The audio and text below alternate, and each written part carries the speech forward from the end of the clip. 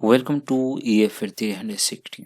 जैसा कि आप जानते हैं TRE 3 का रिजल्ट आ चुका है और इसी क्रम में जो है आपका डॉक्यूमेंट वेरिफिकेशन डेट भी दे दिया गया है। तो बहुत सारे स्टूडेंट को या टीचर को जो अब बन चुके हैं, जिनका रिजल्ट हो चुका है, फिर हम उसको टीचर ही कहना बेटर समझेंगे। और उनका जो डॉक्यूमेंट वेरिफिकेशन कौन कौन से डॉक्यूमेंट लगेंगे, जो डाउट है हम इस वीडियो के माध्यम से क्लियर कर देंगे।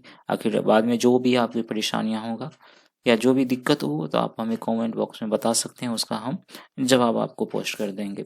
सबसे पहले हम जानते हैं कि डेट क्या है डॉक्यूमेंट वेरिफिकेशन के लिए।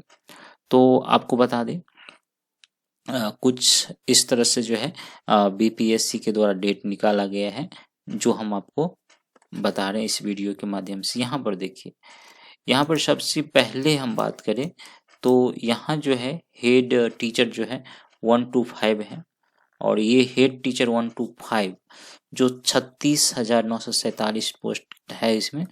और इसी तरह हेड मास्टर जो है 9 से 12 की जो कहा जाता है हेड मास्टर, उनकी 5,971 टोटल पोस्ट पर जो है क्वालिफाई किए हैं, जो 9 से 13 दिसंबर के बीच जो है उनका काउंसलिंग और या डॉक्यूमेंट वेरिफिकेशन का डेट जो है दे दिया गया है।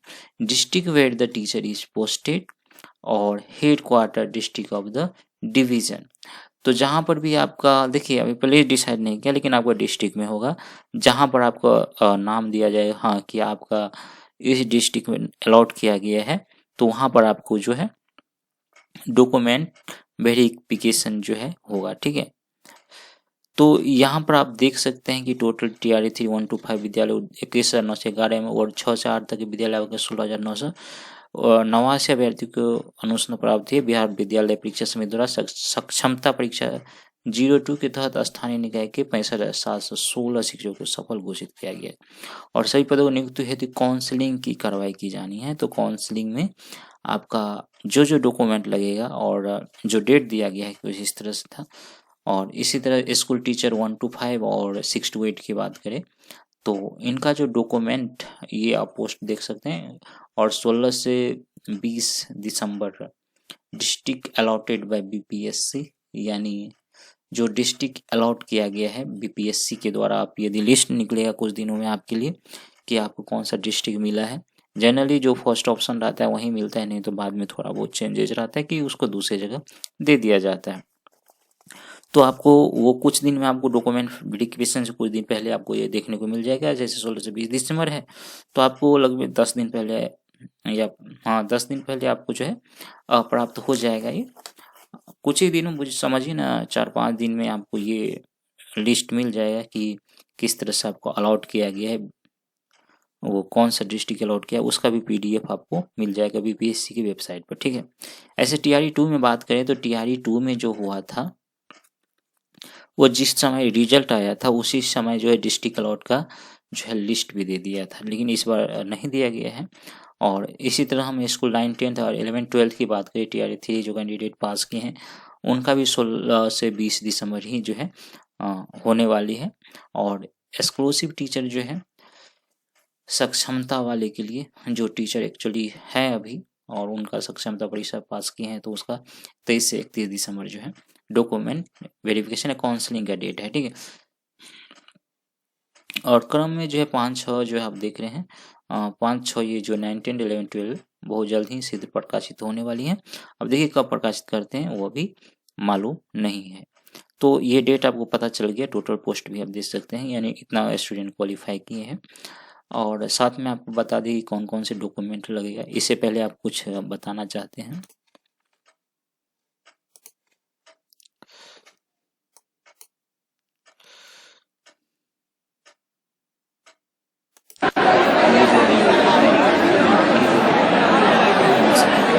ठीक है,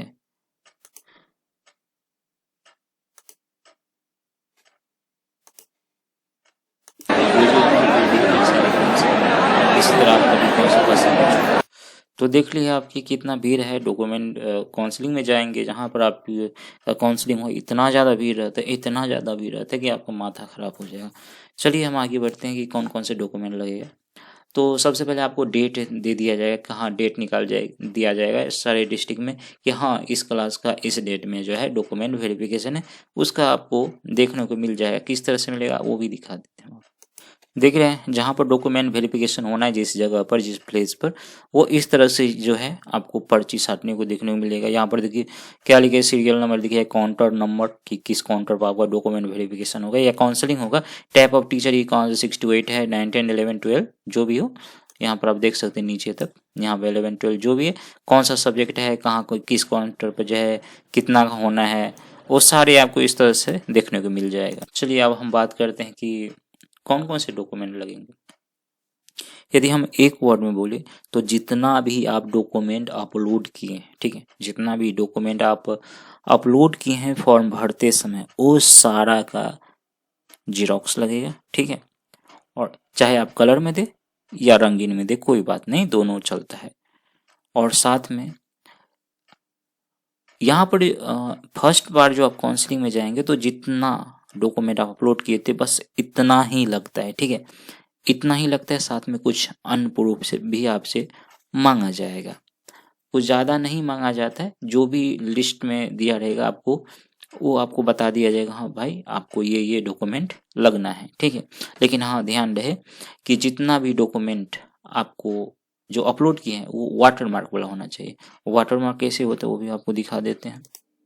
तो आपको हम दिखा रहे हैं, यहाँ पर देखिए आपको स्क्रीन पे दिखता होगा, इस तरह से जो अपलोड किए थे वो ऑप्शन देगा। बीपीएससी की साइट पे जब आप लॉगिन करेंगे तो कुछ दिन के बाद वो ऑप्शन आएगा कि आप यहाँ से डाउनलोड कीजिए आप जो अपलोड डॉक्यूमेंट किए हैं। तो इस तरह से लोगो रहेगा, ठीक है, देख रहे हैं इस तरह से आपको लोगो रहेगा, कुछ नंबर लिखा रहेगा, इस तरह से आपके सारे डॉक्यूमेंट जो अपलोड किए हैं। यहाँ पर ये आपको बीएड का प्रोविजनल दिखता होगा, क्योंकि जिसके पास ओरिजिनल डिग्री नहीं, ओरिजिनल सर्टिफिकेट नहीं है, मतलब जो सर्टिफिकेट नहीं है या जो सर्टिफिकेट अपलोड करना था वो नहीं है, तो प्रोविजनल भी डाल के काम चलता है। प्रोविजनल का वैलिडिटी रहता है जब तक आपका ओरिजिनल ना आए तब तक, ठीक है। तो इस तरह से था ये।